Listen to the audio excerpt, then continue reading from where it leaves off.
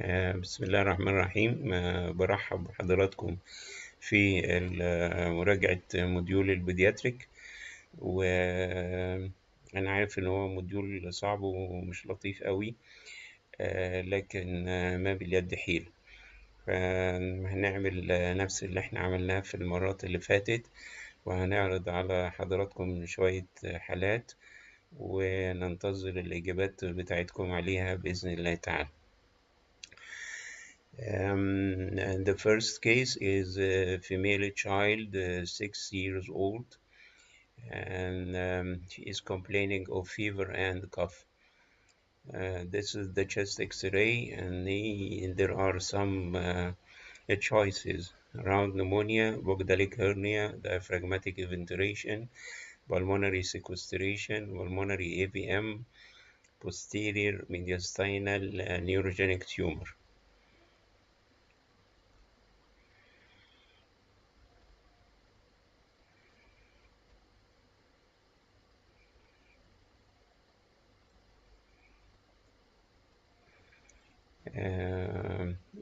Round pneumonia, الإجابة, and then this is right.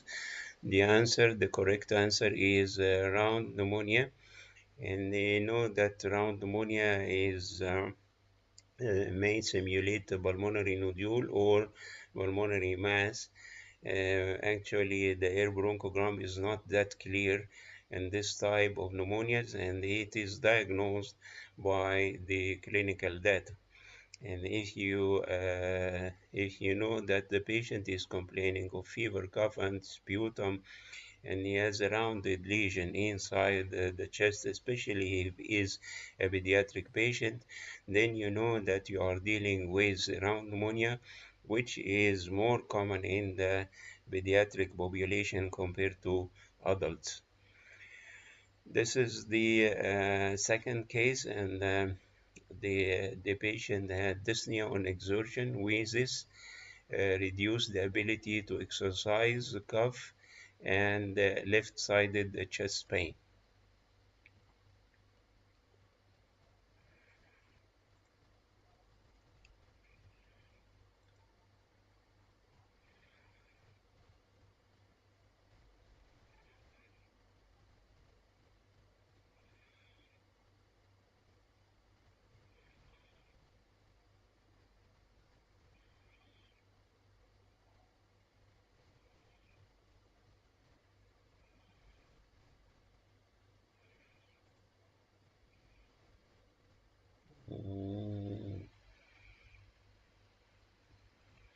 And this is a suggestion for the first question. AVM is not right. It was a round pneumonia. Then we are now with the second question about this chest X-ray.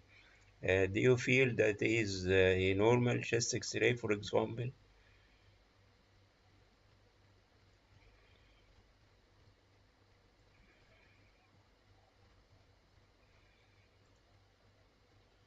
Okay.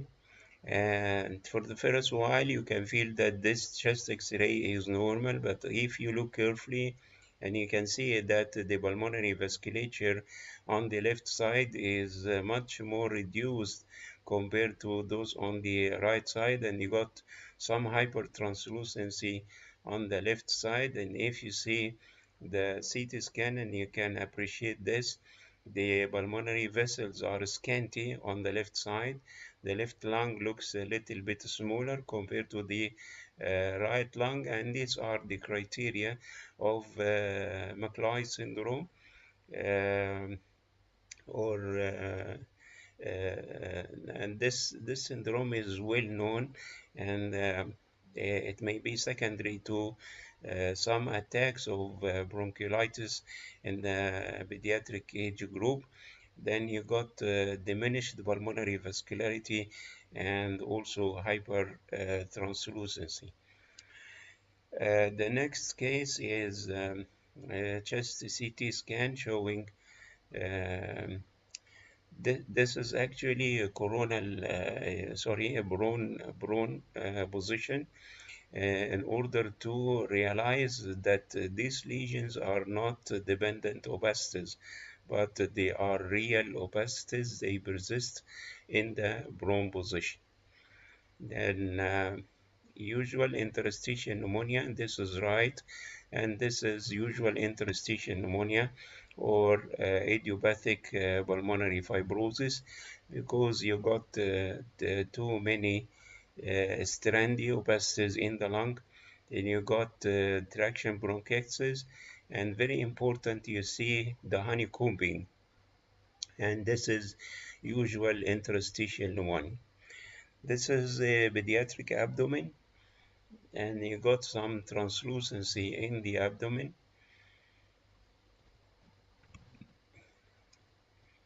Yes, and this is massive pneumoperitoneum. This is right.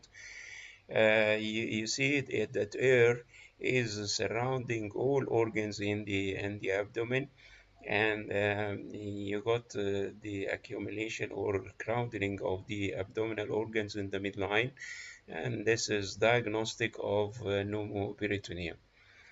The next case is chest X-ray and ultrasound for this superior mediastinal shadow.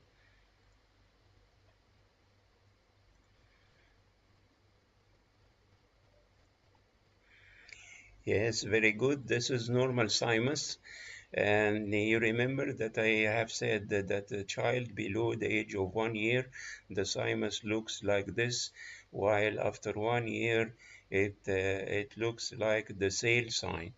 Then it is expected, very expected in the neonatal chest, and you got a broad superior mediastinum because of the normal thymic shadow. And next case is a CT scan of a patient obtained during expiration and during inspiration.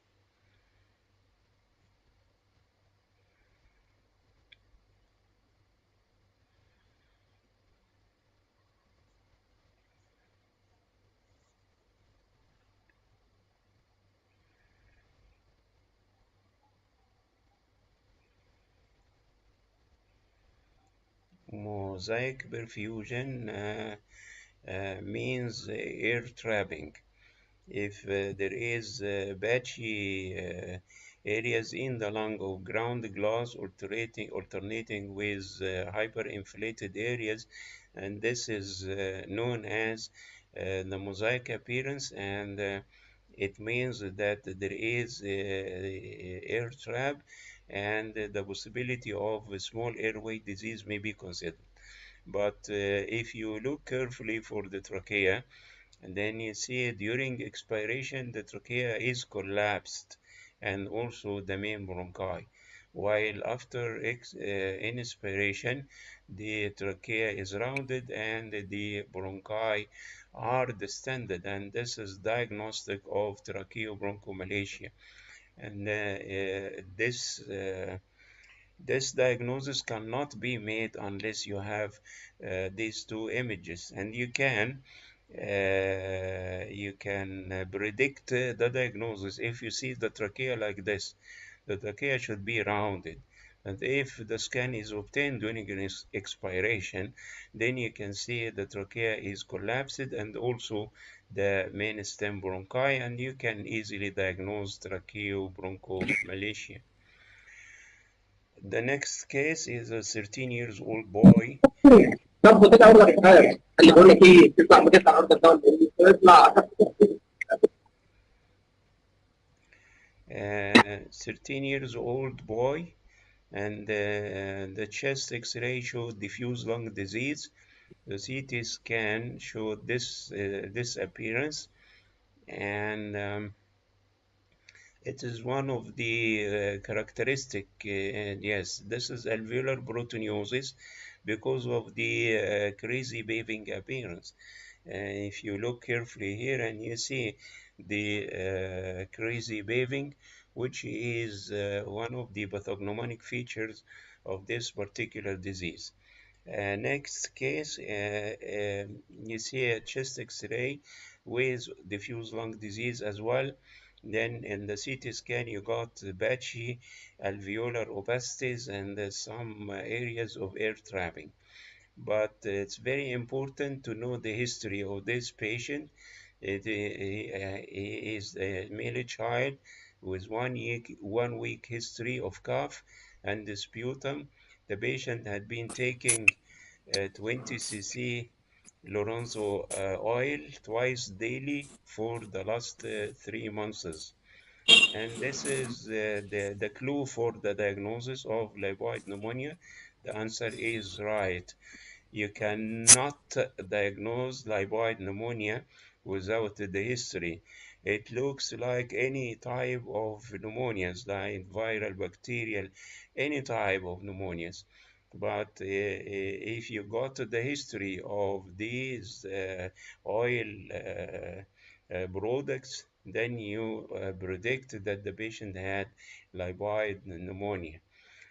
The next case is a CT scan of also a diffuse lung disease of a child, and you can see the distribution of the lesions is very pathognomonic for a particular lesion. No, this is not miliary TB.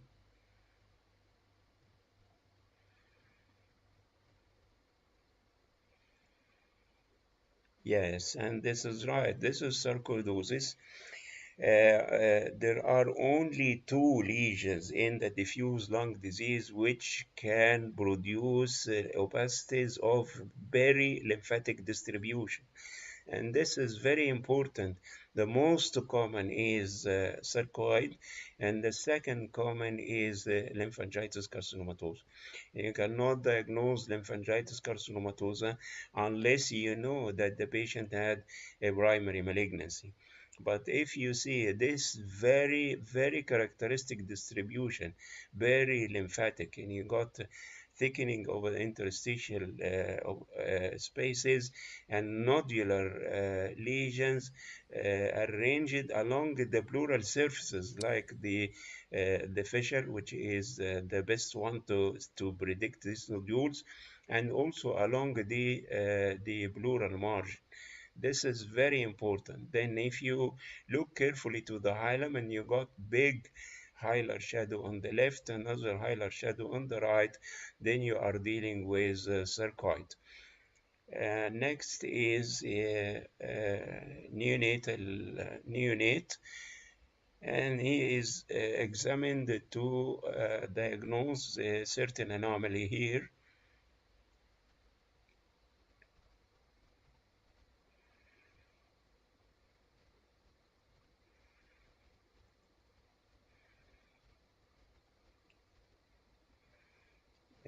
Imperforate anus, yes, and this is imperforate anus. This is known as invertogram. You put the child in the inverted position for some time in order to allow air to accumulate in the most distal part of the colon. And you fix a metallic marker at the suspected site of the anal orifice. Then you see the distance between air and the marker.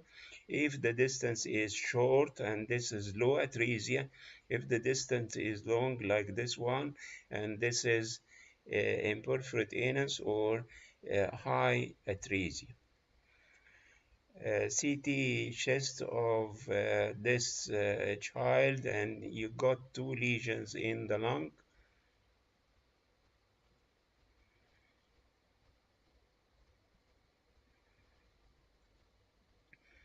Yes, and these are hydatid cysts, of course, because they are filled with water. They have a thin margin. They do not enhance with contrast, and this is diagnostic of hydatid cysts. Next case is a chest CT, and it shows also diffuse lung disease.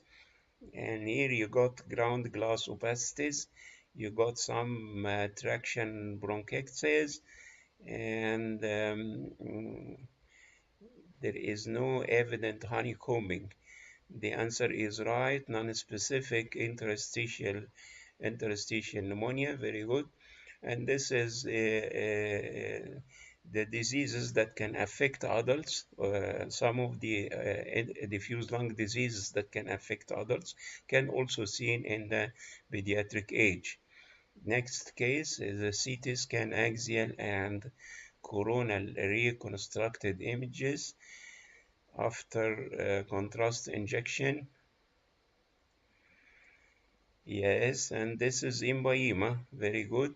There is an insisted collection in the pleural cavity with enhancing margin, and there is evident collapse or compression collapse of the right lower lobe, diagnostic of extrapulmonary collection, and there should be in the dura diagnostic of emphysema. Next is this child, 9 years old, obtaining the CT scan of the chest during inspiration and expiration, and is clinically diagnosed query asthma, bronchial asthma.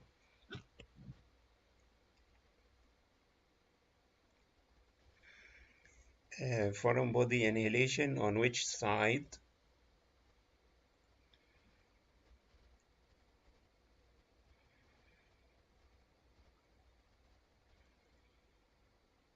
Both sides? Left side? No. Actually, in cases of foreign body inhalation during inspiration, you got almost normal lungs, but during expiration, you got a normal lung and a hyperinflated lung. But in this case, you can see that both lung fields are showing the mosaic appearance with areas of ground glass and areas of air trap. The very dark areas represents the areas of air trap, and this is actually diagnostic of small airway disease, and the patient is is suspected clinically to have bronchial asthma, which is the most common type of small airway disease in the pediatric age group. Um, this chest X-ray of a neonate very distressed, intubated, and is in the intensive care unit. Yes, respiratory distress syndrome, and this is known as in the neonatal period as hyaline membrane disease, and then this disease is commonly seen in the premature infants, and the original the causing factor is the deficiency of surfactant, which enables the alveoli to expand and deflate. And then you got this very characteristic appearance of white chest with some air bronchogram inside, diagnostic of respiratory distress syndrome or hyaline membrane disease. This is usually seen in preterm infants, and the underlying cause is the deficiency of surfactant in the lung. Previously known as hyaline membrane disease, and this name is more accurate considering the histologic diagnosis of the affected lung. 7% of cases are seen in infants and at the age of 37 weeks gestation, delivered by cesarean section. Also in infants of diabetic mothers, the surfactant reduce the surface tension of the alveoli, then its deficiency will result in inability of the alveoli to expand. The chest X-ray will show poorly inflated lung with diffuse ground glass appearance, some reticulonodular opacities, air bronchogram, The disease may worsen in the first 2 to 3 days and then stabilize in the next 2 to 3 days. And the patient is usually ventilated and injected with surfactant to treat this condition. And this is the surfactant, which is a mixture of phospholipids and the proteins, and this will help the alveoli to expand. And the tissue, the alveoli sticks together without surfactant, causing alveolar collapse. Then the patient will be ventilated and injected also with the surfactant. Next case is barium meal of a neonate presenting by projectile vomiting. Yes, and this is a classic appearance of mid-gut volvulus, and you see the corkscrew appearance of the duodenal and the jejunal loops, which is very characteristic for mid-gut volvulus. Next case is a chest X-ray of a neonate also with marked respiratory distress.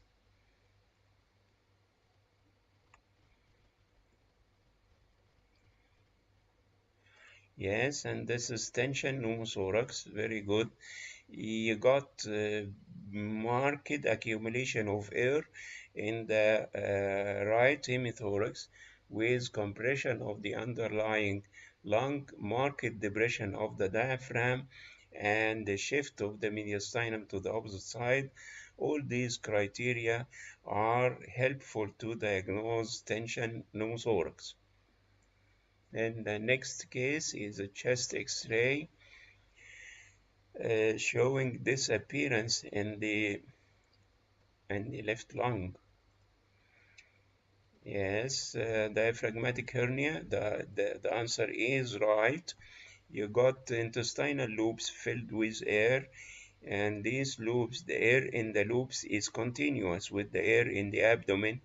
Diagnostic of congenital diaphragmatic hernia, which is much more common compared to the cystic adenomatoid malformation of the lung, where you can see also multiple cysts in one of the hemithoraces, but the air in these cysts is not continuous with air in the abdomen.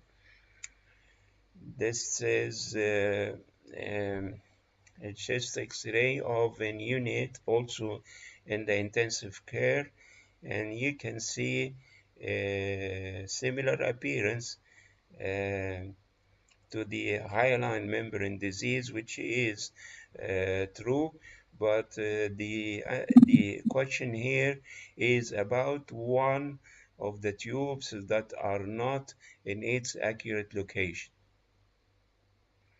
Yes, and this is malposition of the endotracheal tube.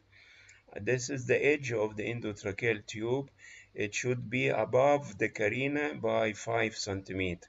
But this edge of the endotracheal tube is almost at the level of the carina, which is considered a wrong position because this endotracheal tube moves with neck flexion and extension. And if it moves down, it will go into the right bronchus, then the left lung will collapse. And this is very important to be considered. Next case, a chest X-ray of a child showing this lesion in the right lung.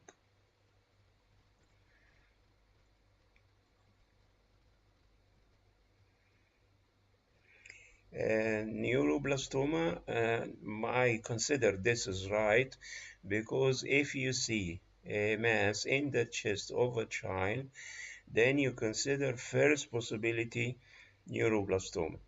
Then if you are asked about the differential diagnosis, then you may say that this may represent a hydatid cyst, for example, or a big metastatic deposit, or if the patient had a positive history of infection, then you consider it some kind of round pneumonia. But this film is actually presented here in order to look for these calcific shadows in the lesion, and these calcific shadows, let us say, may look like teeth, for example, but this would be a very difficult case if it is presented in the exam. But whenever you are confronted by a mass in the pediatric chest, think first of neuroblastoma. And you know that neuroblastoma contains calcium, but calcium is not that evident in the plain film. It is evident in the CT scan.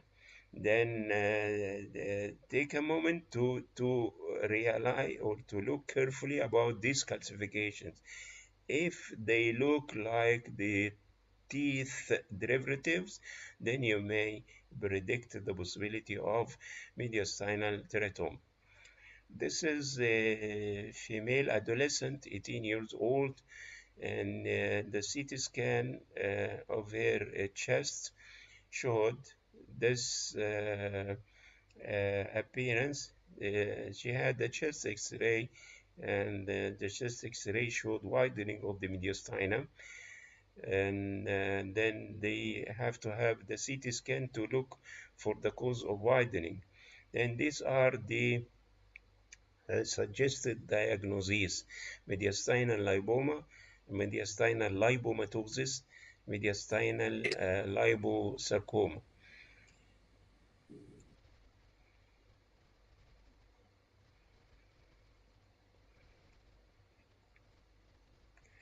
One is asking about the previous case. What about the cardiac silhouette? And actually, the cardiac shadow is totally compressed and displaced to the opposite side. It is not in its actual location. Then if the heart is here, then you may have the right to say that this should be an anteriorly located lesion, because of its silhouette with the cardiac shadow. Then you may think of this pathology, which is mediastinal teratoma, because the neuroblastoma and all the neurogenic tumors are located posteriorly. Yes, this is a good observation. And in this case, lipomatosis is actually mediastinal lipoma is a mass of fat within one compartment of the mediastinum. Mediastinal lipomatosis, meaning that a big amount of fat surrounding the vessels in the mediastinum. Liposarcoma, of course, fat and other tissues, plus calcium sometimes. Then this case actually has been proved to be a lipoma of the thymus. This is actually the anatomic site of the thymus. Lipoma is a very soft mass, and it can spread between the vessels, as you can see. But if you put a differential diagnosis for this, like mediastinal lipoma, lipoma of the thymus, it will not be wrong. Then you should know that thymolipoma, or lipoma of the thymus, is one of the very big lesions. It can fill the whole mediastinum and reaches the diaphragm. As you can see here, there are a lot of vessels within this fat-containing mass, which is huge enough to fill most of the right hemithorax and part of the left hemithorax. The thymolipoma represents about 5% of thymic tumors, and the mean age of presentation is around 20 years, and it is containing fat with no with non-invasive characters, and actually it is suppressed on MR fat suppressed sequences. The next case is an MRI of the brain T1 and T2 of a child clinically suspected to have hydrocephalus.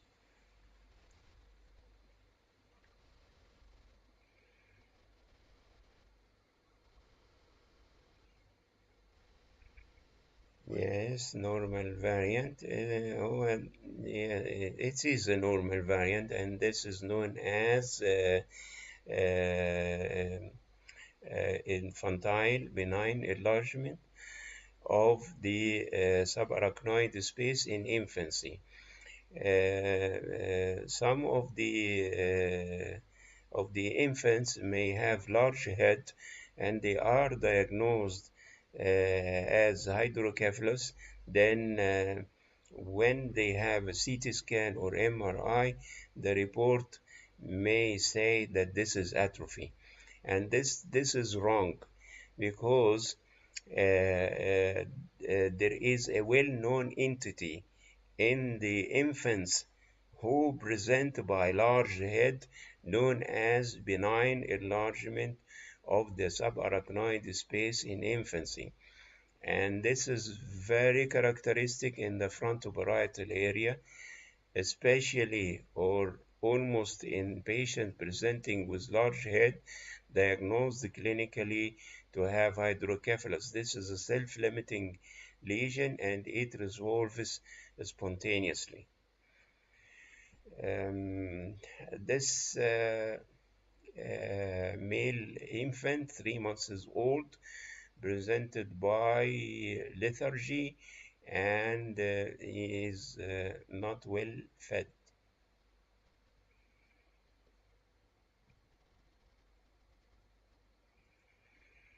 Yes, and this is hypoxic ischemic encephalopathy. The white cerebellum sign, or the reversal sign, you got extensive hypodensity of the brain tissue, sparing the basal ganglia, the brain stem, and the cerebellum, and this is known as hypoxic ischemic encephalopathy, and a lot of reasons can cause this, and this is the serious disease where you got ischemic changes of most of the brain tissue. This is known as global ischemia. The next case is a male, 3 years old, presented by headache after severe attack of gastroenteritis.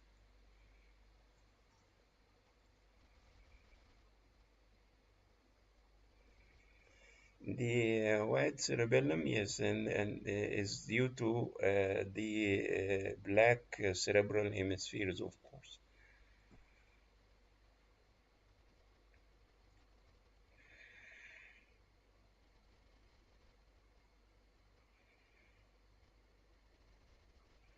What do you think about this case?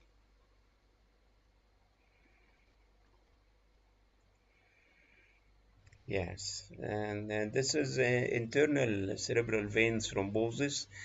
You know that the quadrigeminal cistern contains four structures: two internal cerebral veins, the pineal body, and the vein of Galen. Whenever the internal cerebral veins are thrombosed, and you got ischemic changes in the thalami, very characteristic appearance, and they are of low signal in the T1, high signal in the T2, and flare with diffusion restriction. If you have the MR venogram, then you know that the internal or the deep venous system of the brain is the two internal cerebral veins, the vein of Galen and the straight sinus. And you see that all of these are thrombosed. But If you have this symmetrical appearance and you don't have this history, of course, is due to dehydration. Severe gastroenteritis resulted in dehydration, and dehydration is one of the etiologies of deep vein thrombosis or venous thrombosis in general. But if you lack the history, sometimes and not always, you can see the blood clots in the internal cerebral veins, not seen in this particular case. And soon I will present a lecture or a series of lectures about the differential diagnosis of many of the pathologies, and I will include the pathology of the basal ganglia and the thalami in this group of lectures, inshallah. Then this is the characteristic venous infarction secondary to internal cerebral vein thrombosis. 10 years old male with spastic paraplegia, and there are some choices. Um, B, yes, and answer is B. Periventricular leukomalacia. You got a scanty appearance of the white matter in the occipital lobes compared to the frontal lobe. You got undulation of the ventricular wall, and you got abnormal signal within the white matter. This is diagnostic of periventricular leukomalacia. Male child, 2 years old, with characteristic distribution of the lesions. And you see in this FLAIR images, you got bright signal in this particular part of the brain, and you got some bright signal also here, and may be affection of the basal ganglia, but in this case, no. Yes, and this is Leigh disease. A very good diagnosis.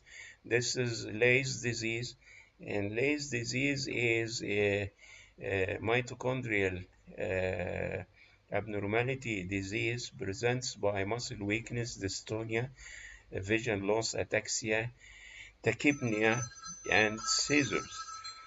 Then the most characteristic appearances in this Leigh's disease are the presence of high signal in T2 and the flare, low signal in the T1 in these characteristic locations. So number one, the putamen and the globus pallidus of the lentiform nuclei, the caudate nucleus and the thalamus, the periaqueductal gray matter and the brainstem. Periaqueductal in this region around the dectum of the midbrain. White matter affection is atypical, and this will show, of course, the MRS of these lesions will show very high lactate level. And this is a male child, 5 years old, with acute onset of headache, vomiting, and ataxia.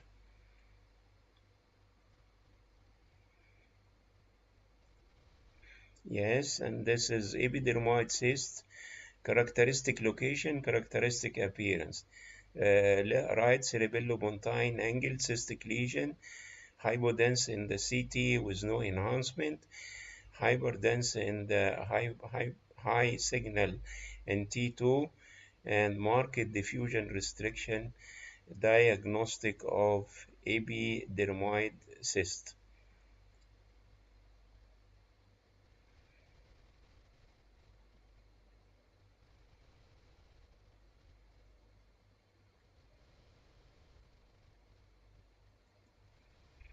Yes, this is a classic appearance of hydatid cyst in the brain, very smooth outline, fluid signal in all pulse sequences, and no enhancement, no surrounding perifocal edema. Next case.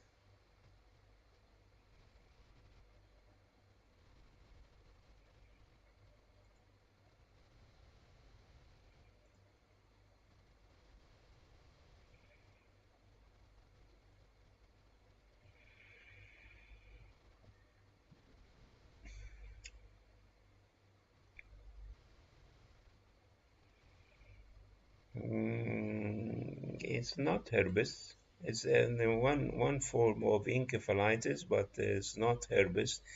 And herpes encephalitis, and you got diffusion restriction, and here there is no diffusion. This is the EDC.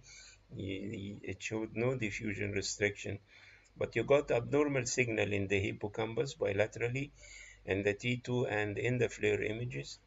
And then if you inject contrast, it will not enhance. And this is, yes, very good characteristic of limbic encephalitis, which is an autoimmune disease resulting in bilateral symmetric involvement of the region of the hippocampus and the amygdaloid nucleus, and it does not show diffusion restriction and also does not show post contrast enhancement, while the herpes encephalitis will show diffusion restriction. This is a reaction to tumors outside the CNS, and is considered one of the paraneoplastic syndromes. It presents by memory loss, seizures, and psychological features. The most common neoplasms that can be associated with limbic encephalitis are small cell lung cancer, testicular tumors, breast cancer, Hodgkin disease, and thymoma. In about 60% of patients, the cancer is not present at the presentation of limbic encephalitis. CT scan of the chest showing big mass.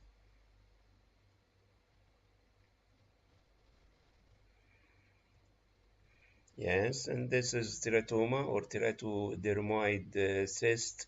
It shows the all criteria of germ cell tumor, big mass of soft tissue density, internal patchy areas of calcification, as well as internal areas of fat hypodensity. And this is MRI of the brain, axial T2, axial T1 post contrast, and axial diffusion weighted images.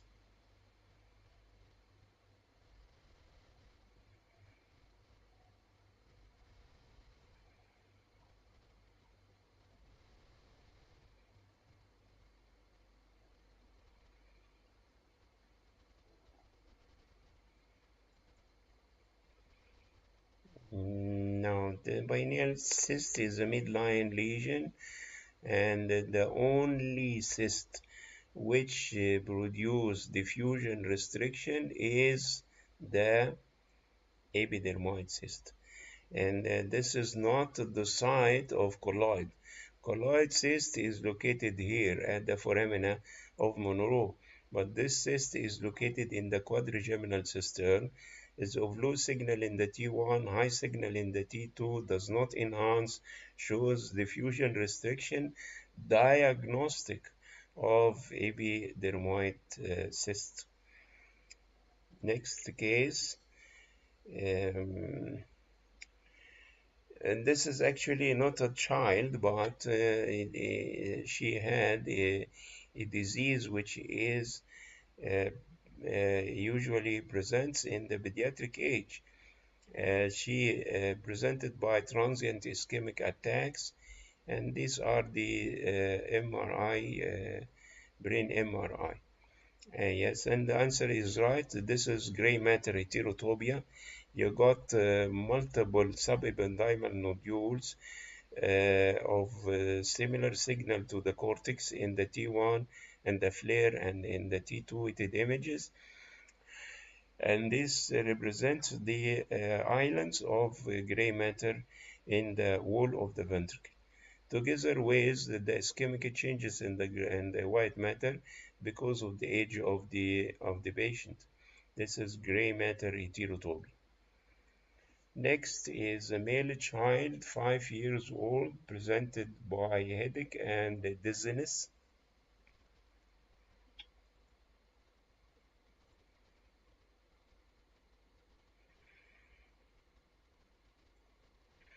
Yes, choroid plexus papilloma.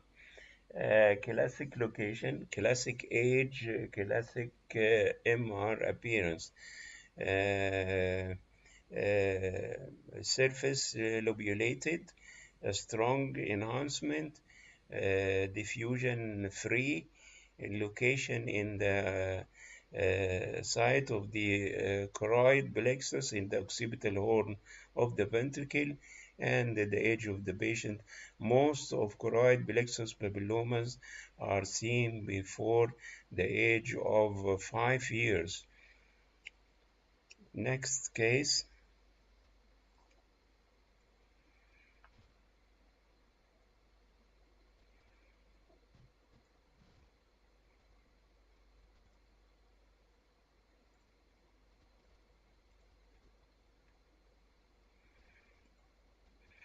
Yes, the answer is right. This is hemimegalencephaly on the left side. The left cerebral hemisphere is big. Its ventricle is dilated. The cortical sulci, the gyri are very thick and broad. The white matter shows abnormal signal, and all these features are diagnostic of hemimegalencephaly on the left side. Next case.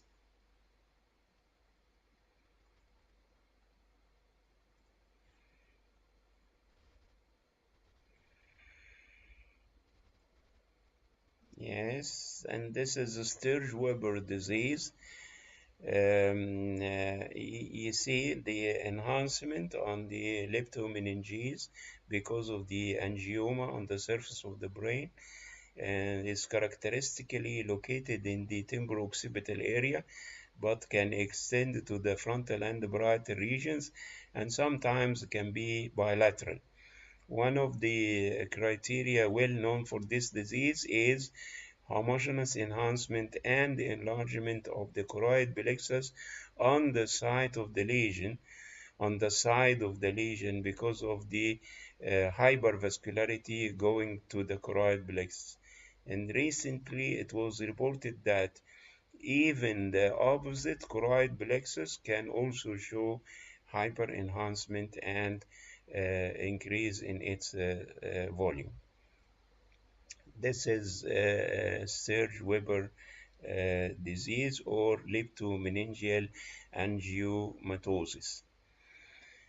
X-ray of the abdomen of an infant.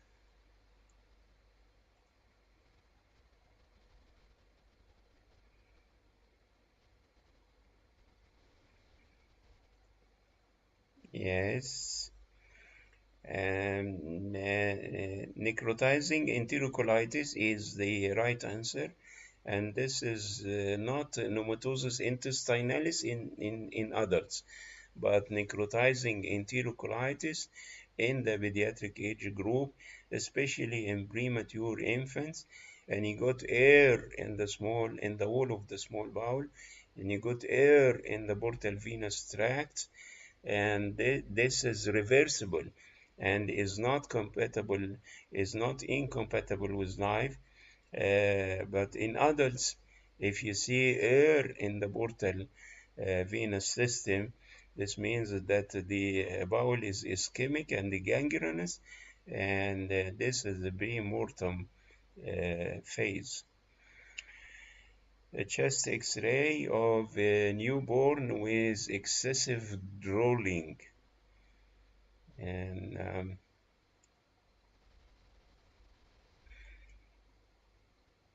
OA meaning esophageal atresia. Okay, yes, and this is esophageal atresia. And then the next question, with tracheobronchial fistula or without?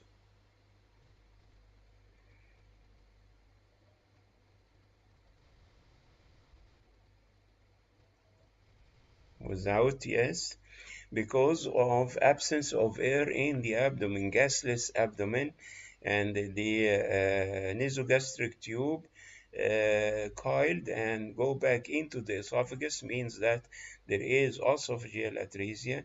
and the distal segment of the esophagus is not connected to the airways, then you do not see air in the abdomen. And this is esophageal atresia without tracheoesophageal fistula. It is easily diagnosed only by introducing the nasogastric tube or the ryle tube, and sometimes they inject barium or gastrographene to look for the site of occlusion. Next case is a plain film and barium meal of an infant with vomiting also, duodenal atresia. Yes, and this is what we call double bubble duodenal atresia.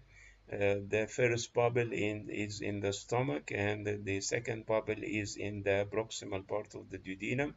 And this is characteristic of the duodenal atresia, whether from the plain film or from the barium study.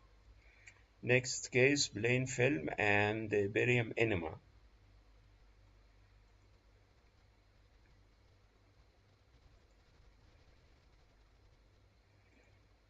Yes, meconium ileus, right answer.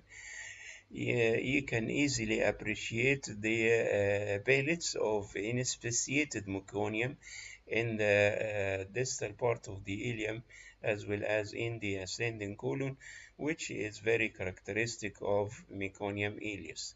Next case, barium enema.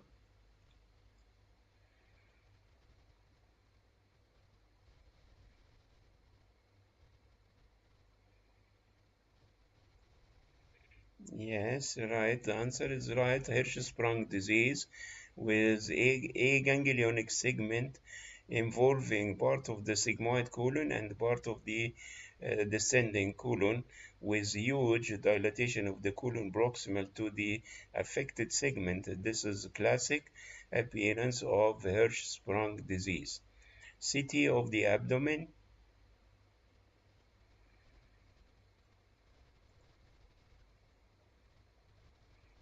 Hydatid cyst. Yes, the answer is right. You got this hydatid cyst, which is actually arising from the left lobe of the liver, projecting outside the liver. It shows the very classic appearance of hydatid, of a big cyst with multiple daughter cysts arranged on the inner wall of the big cyst, together with some linear calcification of its wall, diagnostic of hydatid cyst. هذا وبالله